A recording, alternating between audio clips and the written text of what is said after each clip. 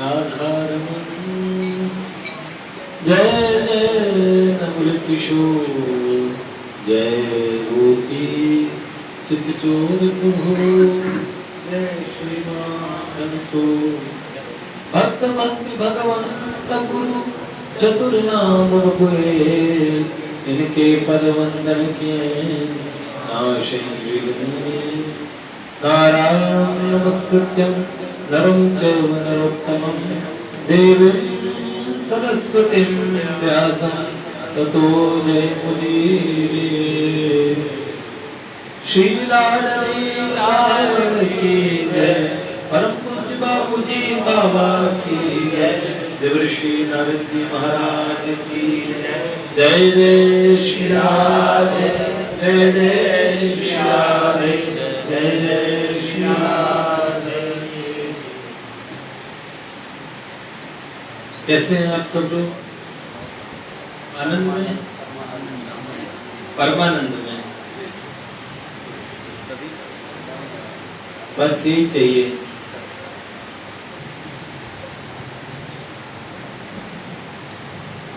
क्या बोला आपने श्लोक?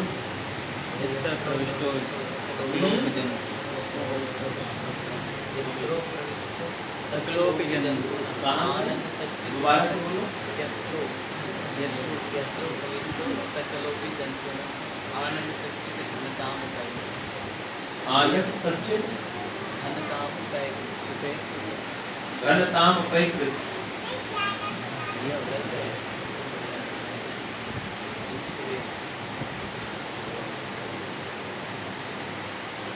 यत्रो प्रविष्टो, यत्र जहाँ प्रवेश करके, जहाँ प्रवेश करके सकल जंतु, सारे के सारे जंतु अनंत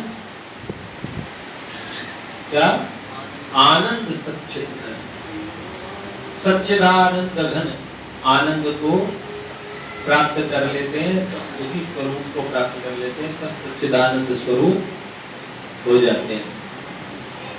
ये बताया पहले। ओहो, तो ये स्थान यहाँ पे आप जब तक रहते हैं तब तक सच्चिदानंद घन रहते हैं, इसीलिए कहते हो आनंद में हैं। कृष्ण प्रिय प्रभु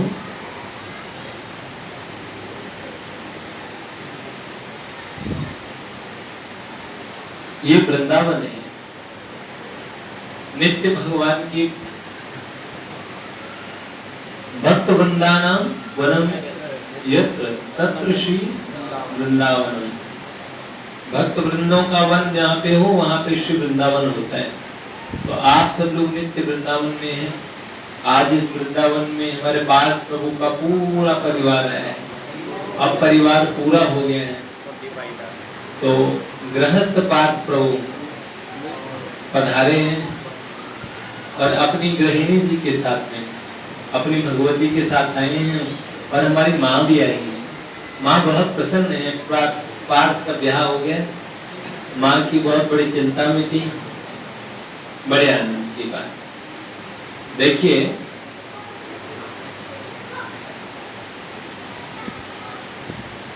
हम लोग सुन रहे हैं पूज्य भाई जी का चरित्र। गृहस्थी में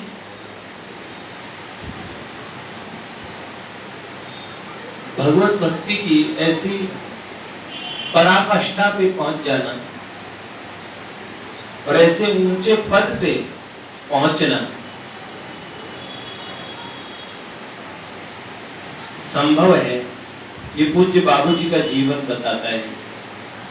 वैसे जो भी लोग जो भजे हरि को सदा,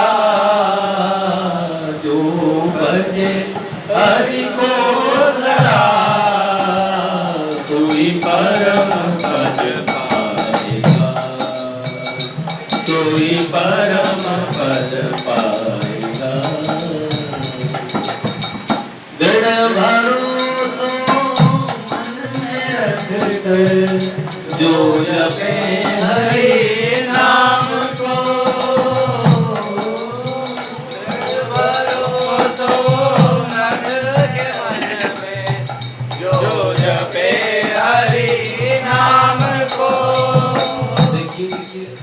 पूज्य भाई जी की शुरुआती दौर में जितनी बार भगवान मिले, पहली बार में जब, तो हर बार भगवान ने नाम का जिक्र किया। अभी हमने भाई जी के वो जब भगवान ने उनको 11-12 बातें कही, जिनमें 10 बातें बड़ी प्रचार की थी, उनको कहा। और अगली बार भाई जी फिर आए, भगवान आए भाई जी के पास में 17 अक्टूबर 1927 को दोबारा भाई जी गोरखपुर पहुंचे। उन्होंने सेठ जी को पत्र लिखा और कहा पूज्य चरण को हृदय से प्रणाम, और आपकी आज्ञा अनुसार कुछ प्रश्नों का उत्तर जानने की भावना मन में थी। 22 अक्टूबर 1927 शनिवार को प्रातः काल करीब 5:30 बजे स्नान संध्या के उपरांत मैं एकांत में बैठा था। बैठे बैठे नींद या बेहोशी सी हो गई, उसमें भगवान दिख पड़े। उन्होंने इस भाव के शब्द कहे। भगवान ने कहा, जिन 7 विषयों का प्रचार की बात तुम लोगों ने तय की है, उनका प्रचार जितने अधिक देशों और अधिक लोगों में हो, वैसी चेष्टा करो। भगवान को भगवान का प्रचार प्रिय है, क्योंकि भगवान के प्रचार, भगवान को आत्मश्लाघा, अरे आत्म प्रशंसा अच्छी लगती हो, ये बात नहीं। भगवत स्मरण से, भगवान के प्रचार से जीव मात्र का कल्याण होता है और भगवान को ये प्रिय है। तो लोगों को समझा दो कि इसके मानने से कल्याण हो सकता है। दूसरी बात, कई धर्म ग्रंथों में, दूसरा धर्म ग्रंथ मानने वालों में किसी धर्म ग्रंथ का नाम न लेकर गीता जी में जो भक्ति युक्त निष्काम कर्म का भाव मानने के लिए कहो। और तीसरी बात कही, एक बार जिसने मेरा नाम ले लिया उसका कल्याण निश्चित हो गया, उसके कल्याण में शंका नहीं करनी चाहिए। अब एक बार नाम तो आप सब लोगों ने लिया ही होगा दिल से कभी, हाँ, लेकिन समय लग जाएगा, कुछ जन्म लग जाएंगे। अगर आप बहुत दिल से बार बार लेते रहेंगे तब ये बात रहेगी कि दृढ़ भरोसा मन में रख कर जो जपे हरि नाम को, कहता है ब्रह्मानंद, कहता है ब्रह्मानंद, ब्रह्मानंद बीज समाये सोई परम पद पाएगा। जो भजे हरि को सदा, हरि को सदा, सोई परम पद पाएगा, सोई परम पद पाएगा।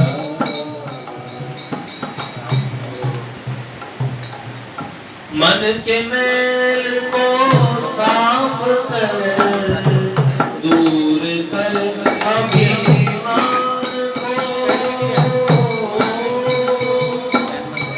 मन के मैल को साफ कर, दूर कर अभिमान को, खाक हो गुरु के चरण की, खाक हो गुरु के चरण की, तो हरि मिल जाएगा, सोई परम पद पाएगा, सोई परम पद पाएगा। अब भगवान ने ये बात भी कही, मेरी प्रेरणा के अनुसार कितना प्रचार हुआ है और हो रहा है उसका पता पीछे लगा, मेरे मिलन की इन बातों को प्रकाशित करने में हानि है।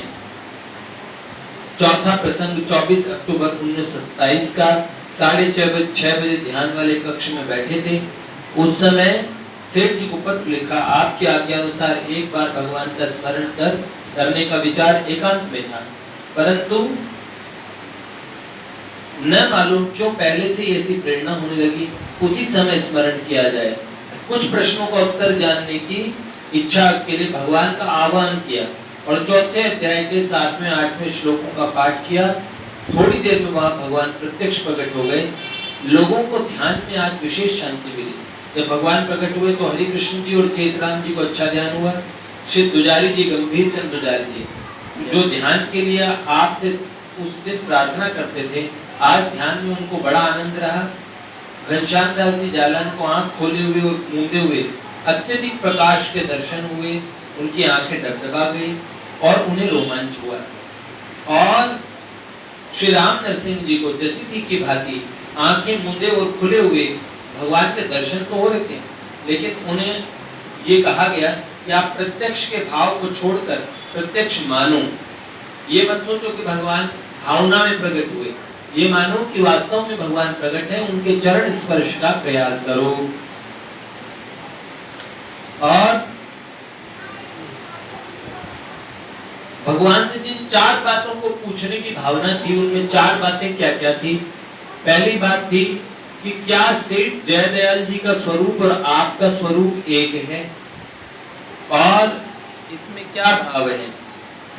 और 20 वर्ष पूर्व प्रेरणा करने पर भी संतोषजनक कार्य क्यों नहीं हुआ। 20 साल से आपने प्रेरणा की थी, लेकिन वो उस हिसाब से काम क्यों नहीं हुआ आपका।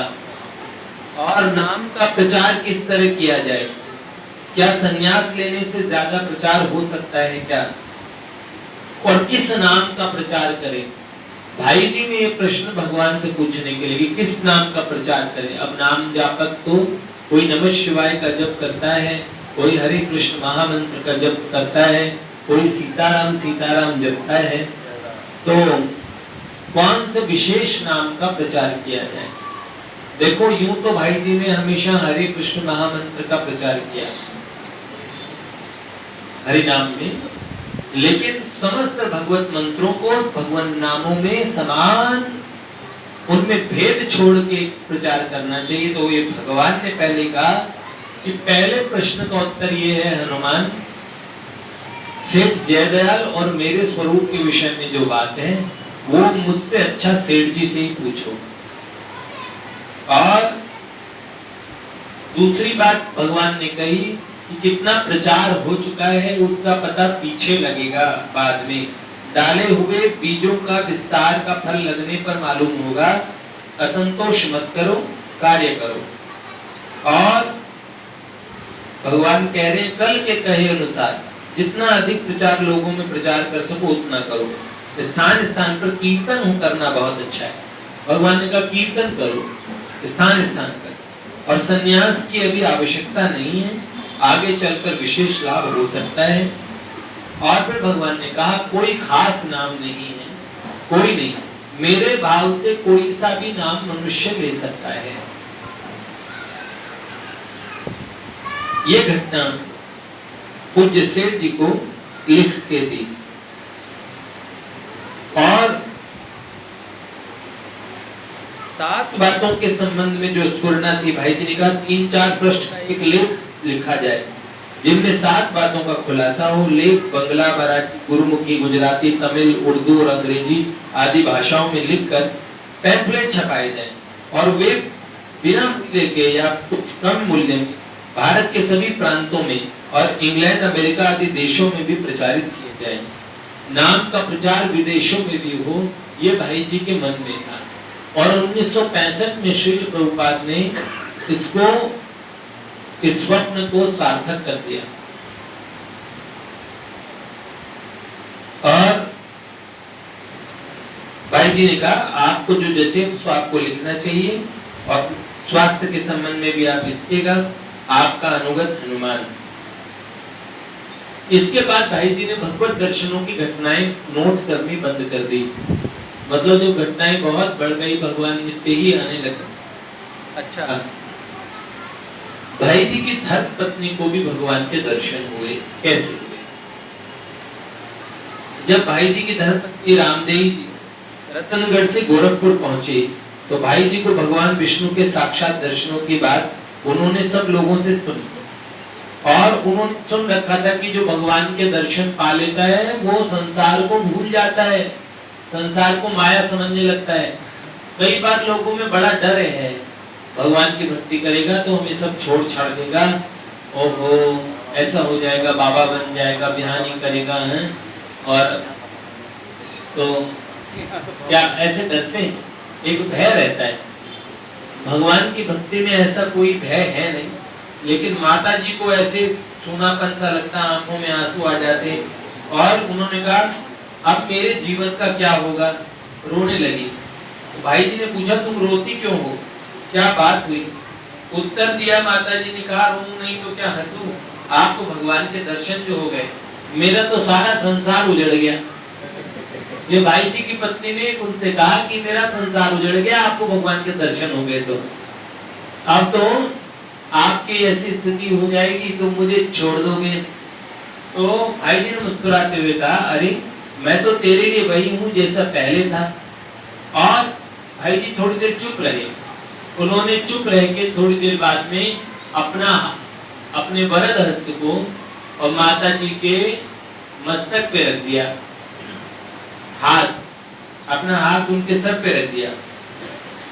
उसी समय माता जी को दिव्य प्रकाश में भगवान विष्णु के दर्शन, और फिर माता जी को ये क्रम प्रारंभ हो गया। तो कई महीनों तक लगातार ठाकुर जी के दर्शन होते रहे। एक बार भाई जी काशी गए, स्नान आने के बाद भाई जी कल्याण के प्रूफ देखने लग गए। माता जी कई दिन तक वेट करती रही, लेकिन उनको विश्वनाथ बाबा के दर्शन करने थे, भोलेनाथ के, और भगवान विश्वनाथ के दर्शन करने थे, मां अन्नपूर्णा के दर्शन करने थे। तो मां जी ने भाई जी को कहा, तो भाई जी ने कहा मेरे को बहुत जरूरी प्रूफ देखने, अतः मैं तो नहीं जाऊंगा, अगर आप बोलो तो किसी के साथ भिजवा दूंगा। जब भाई जी ने स्वीकार नहीं किया तो मां उदास होकर कमरे में चली गई। और उसके बाद में मां रोने लगी, दुखी हुई कि देखो काशी में आके भगवान भोलेनाथ के, विश्वनाथ के दर्शन नहीं हो रहे, ये कितने दुख की बात है। इतना सोचते ही, इतना दुखी होते ही तत्काल भगवान विश्वनाथ और मां अन्नपूर्णा कक्ष में प्रकट हो गए और कहा तुम उदास क्यों होती हो, तुम हमारे दर्शन ही तो करना चाहती हो, लो हमने आके करवा दिया, अब कर लो दर्शन। और थोड़ी देर तक दर्शन होते रहे और भगवान मुस्कुराते रहे, और भगवान भोलेनाथ और मां पार्वती जी दोनों युगल सरकार ने दर्शन दिए, और उसके बाद अंतर ध्यान हो गए। भगवान विष्णु द्वारा भगवान नाम प्रचार का आदेश, तो भगवान ने जो आदेश दिया, तो नाम जब विभाग ने इतने कार्यक्रम किए उस समय कि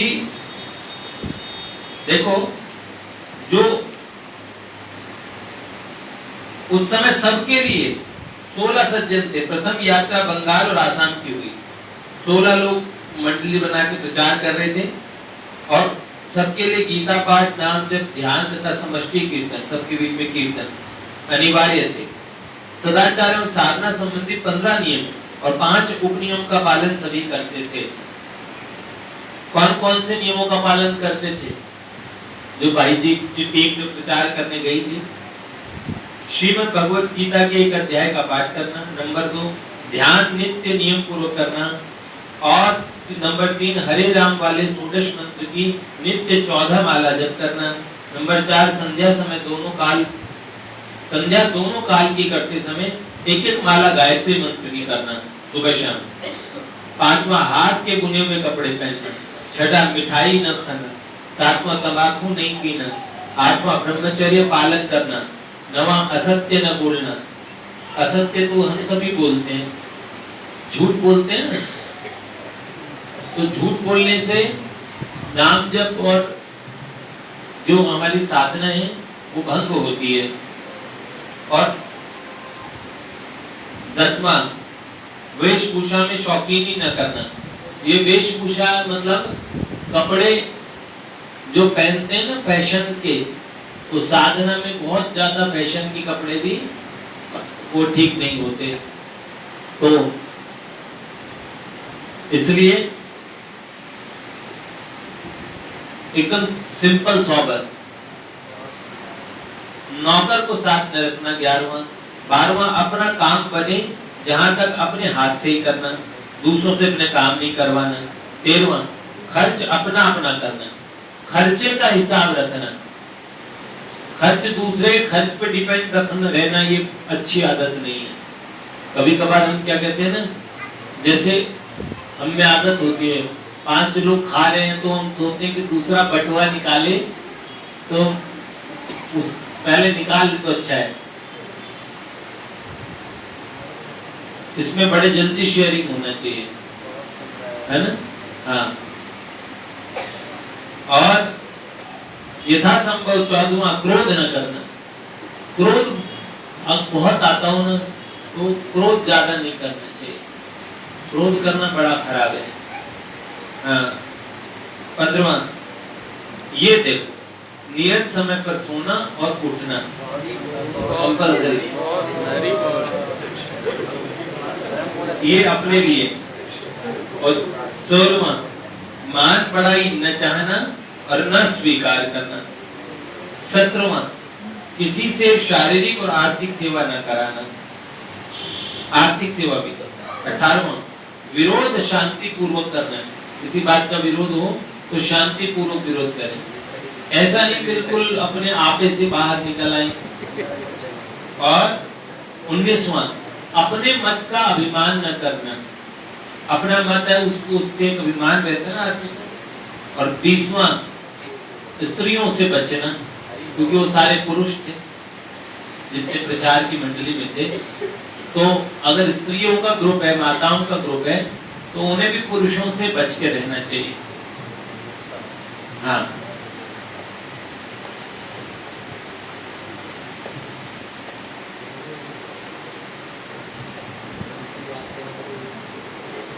नाम जप विभाग की स्थापना कल्याण में की और उसके द्वारा प्रतिवर्ष कार्तिक पूर्णिमा तक 5 महीनों में हरे राम महामंत्र की इस 16 अक्षर मंत्र के 20 करोड़ जप के लिए सूचना निकालने की योजना बनी कि 20 करोड़ जप करें। इस तरीके से जपकर्ताओं को जप आरंभ करने की तिथि और जप संबंधी सूचना नाम जप विभाग गीता प्रेस भेजने की अपील कल्याण में निकाली गई। इसके बाद आसाम यात्रा का कार्यक्रम बना। आसाम में कार्यक्रम हुए, भाई जी की जन्मभूमि शिलोंग में कार्यक्रम हुए और 1927 के अंदर में तिनसुकिया, डिब्रूगढ़, सब जगह सब कार्यक्रम हुए और भाई जी भगवान के इस आदेश को सफल बनाने में लग गए। हालांकि अकेले थे, लेकिन अकेला चला बाहर झोंक सकता है। भगवान ने आदेश उन्हें किया तो उनसे ही कार्य करवाया। और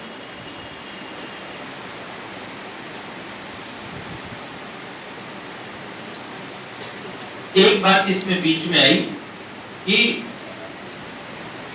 उन्होंने भाई जी ने एक पत्र लिखा, उसमें ये बताया कि भगवत दर्शनों की बातें मरने के बाद ही प्रकट करने से लाभ होता है।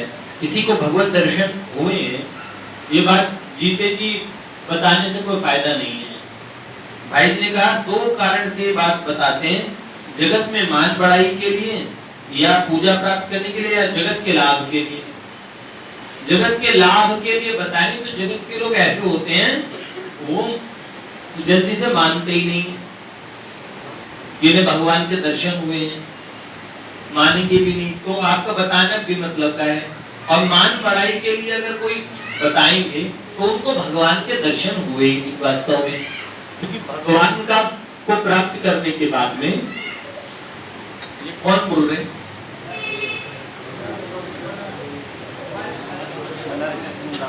अच्छा।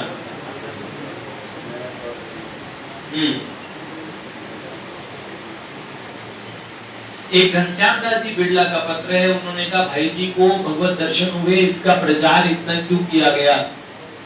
तो सेठ जी ने उसका उत्तर लिखा। सेठ जी ने कहा कोई प्रचार नहीं हुआ, उस समय बहुत लोग थे, उन लोगों ने इसका प्रचार कर दिया और इसमें मेरी भी त्रुटि है। सेठ जी ने क्योंकि घनश्याम दास जी बिड़ला, जिनके बिड़ला मंदिर पूरे भारत के अंदर में लक्ष्मी नारायण मंदिर हैं, उन्होंने पत्र लिखा, वो पत्र भी लिखा हुआ है।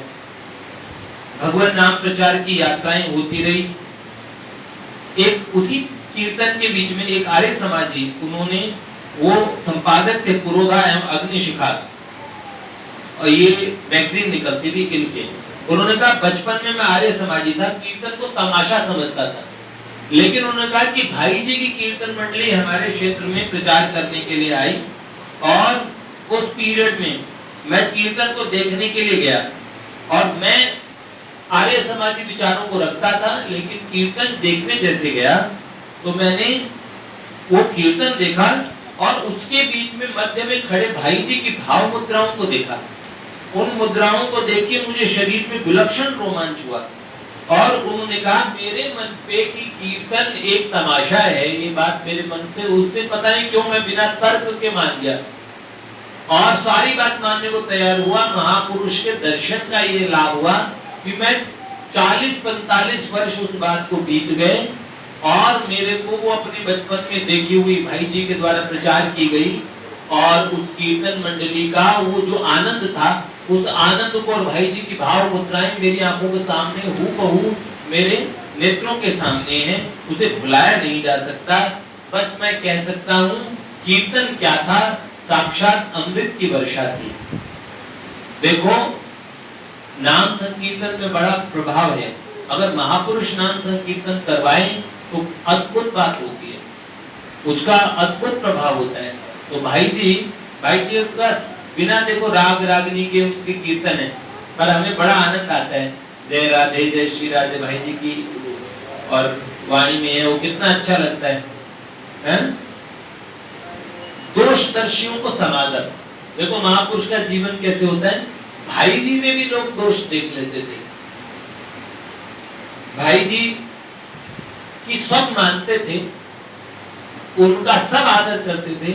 इस बात को लेके भी कुछ लोग भाई जी से ही डाह करते थे। तो एक सज्जन, उन्होंने एक पुस्तक प्रकाशित की भाई जी के लिए, भाई जी की बुराई लिखने के लिए, और उस किताब का नाम रखा रंगीला भक्त। देखो भाई जी के लिए किताब लिखी, तो उनमें भाई जी के ऊपर कटाक्ष किए गए थे और भाई जी के बंबई जीवन के मित्र थे हरिबख्श जी जोशी, और उन्होंने भाई जी को पत्र लिखा और उसमें कहा गया कि इसका हमें खंडन छापना चाहिए, इसका उत्तर देना चाहिए हर बात का, और ईंट का जवाब पत्थर से देना चाहिए। उन्होंने कहा झूठी बात लिखते हैं तो झूठी बात वालों को उनको आईना दिखाना चाहिए ना, जो लिख रहे हैं वो लोग कैसे हैं। तो भाई जी ने कहा आपके कथनानुसार पुस्तक में यदि मुझ पर कटाक्ष किए गए हैं तो इसमें आपत्ति की कौन सी बात है? यदि कोई सच्चा दोष लेखक ने दिखाया होगा तो मुझे उसका उपकार मानना चाहिए। आज के टाइम हमें कोई कमी बता दे तो हम तो कपड़ों से बाहर निकल आते हैं, कमी हमें कैसे बता दी, हमारा हमें बता दिया, हम है? कितना बुरा लगता है, कितना बुरा मानते हैं। कई दिन तक कमी बताने वाले को आपसे माफी मांगनी पड़े तब उसे आप क्षमा करेंगे, नहीं तो आप क्षमा भी नहीं करेंगे। बुरा मानने की, बुरा मानने की कितनी बीमारी देखो। और हम भाई जी के भक्त कहे जाते हैं, हमें तो बुरा नहीं मानना चाहिए भैया, इतना तो बुरा नहीं मानना चाहिए कि हम कई दिन लगा दें। थोड़ा सा बुरा तो लगना चाहिए, कोई बात नहीं, बच्चे हैं, लग गया 2 मिनट के लिए 3 मिनट के लिए, लेकिन उससे ज्यादा दिन तक मुंह बनाए रखना और ये सब चीज वैसे ही बहुत कम लोगों में है। और भगवान की कृपा से पहले इतना था तो अभी इतना सा है, इतना सा भी हम मिटा देंगे, छोड़ेंगे तो है नहीं अंदर से, है ना। हमारे गिरधर प्रभु बात बात पे बुरा मानते थे। दादी माँ, आपके 2 पोते हैं, दोनों विलक्षण हैं, विलक्षण अद्भुत बच्चे हैं, बहुत प्यारे, बहुत ही बढ़िया। तो ये बात बात पे बुरा मानते थे। देखो रघुनंदन प्रभु कितने महान, ये बहुत बुरा मानते थे, लेकिन इन्होंने एकदम सुधार कर लिया। पता नहीं क्या हुआ, कैसे कर लिया, ये मुझे नहीं पता। और गिरधर प्रभु के तो क्या बताएं, गिरधर प्रभु तो थोड़ा सा ही नहीं कुछ कहा, हम तो पिछली बार का, अब की बार देखो कैसे तैयारी कर रहे हैं, बिल्कुल जोश में। पिछली बार इनके प्ले में हमने थोड़ी सी कमी निकाल दी तो बुरा मान गए, फिर बाद में छत पे, लेकिन कितनी देर के लिए माने, आधा घंटा, आधे घंटे बाद में ऊपर आ गए और क्षमा प्रार्थना करने, अच्छा मैं ठीक है, मैं सुधार करूंगा। लेकिन अंदर से तो कुछ तरंग सी उठती है। तो ये जो तरंग उठती है, इस तरंग को ही मन की तरंग मार लो बस हो गया भजन, हो गया भजन, आदत बुरी सुधार लो बस हो गया भजन, हो गया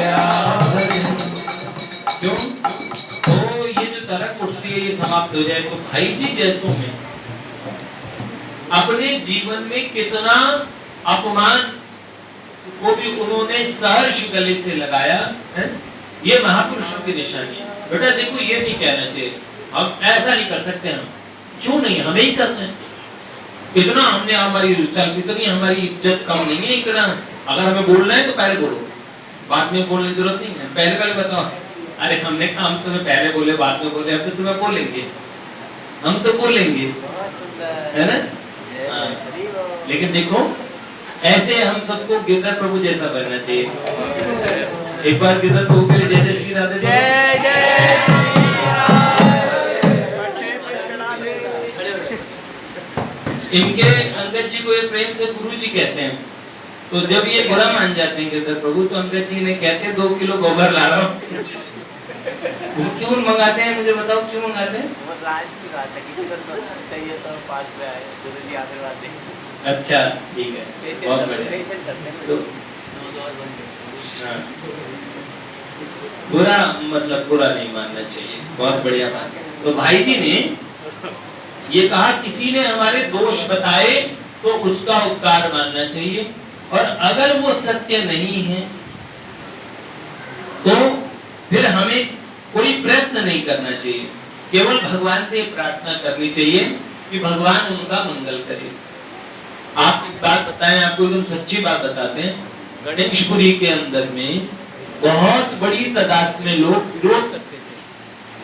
पहले वो ग्रुप बना बना के और डिस्ट्रिक्ट मजिस्ट्रेट तक कंप्लेन की, सब जगह शिकायतें पहुंचवा दी हैं, चौकी में तो बार बार जाते थे सब जगह, लेकिन हमारे पास कोई नहीं आया कभी भी। फिर धीरे धीरे उनका ग्रुप खत्म होता चला गया, और जो ग्रुप थे ना उनमें से अधिकांश लोगों को हम लोगों ने प्रेम से प्रोग्राम में निमंत्रण दे के, कभी कार्यक्रमों में बुला के और सबको राजी करके प्रसन्न करके, जो ज्यादा नाराज रहते थे उनके पास में विशेषतः मैं ही जाता था। वो उनको अच्छा लगता था भाई कि देखो ये हमें आदर दे रहे हैं। फिर धीरे धीरे उस आदर से ही वो मान गए। मुझे पता था ना कि हाँ नहीं, कभी कभार क्या होता है जिनको जब चाहिए उनको वो दे देना चाहिए। समाज में लोग विरोध करते हैं, अरे ये लोग आगे बढ़ रहे हैं। अगर आगे बढ़ने वाला आपका सम्मान करने वाला है तो आपको अच्छा लगता है, देखो ये कितना मेरा आदर करते हैं, और अगर भगवान ये खूब आगे बढ़े। विरोधियों का भी मंगल चाहना चाहिए, उससे बड़ा लाभ होता है, ठीक है। मैं केवल देश के शत्रुओं के अतिरिक्त ये बात सब पे अपनों में लागू होती है कि कोई एक गाल पे चाटा मारता हो तो दूसरा गाल आगे कर देना चाहिए। शत्रु, आतंकवादी, आतताई, इनके आगे चाटा नहीं करना चाहिए। इनके आगे एक गाल पे थप्पड़ मारे तो फिर हाँ समझ रहे हैं।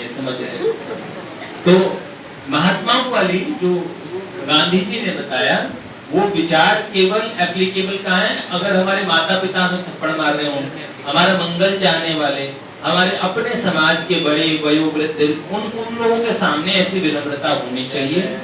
संत महात्माओं के सामने ऐसी विनम्रता होनी चाहिए। और धर्म के शत्रु, देश के शत्रु, उनके सामने ऐसी जो जिस दिन सम्राट अशोक ने अपने शस्त्र रख दिए थे उस दिन भारत वर्ष का पतन प्रारंभ हो गया था।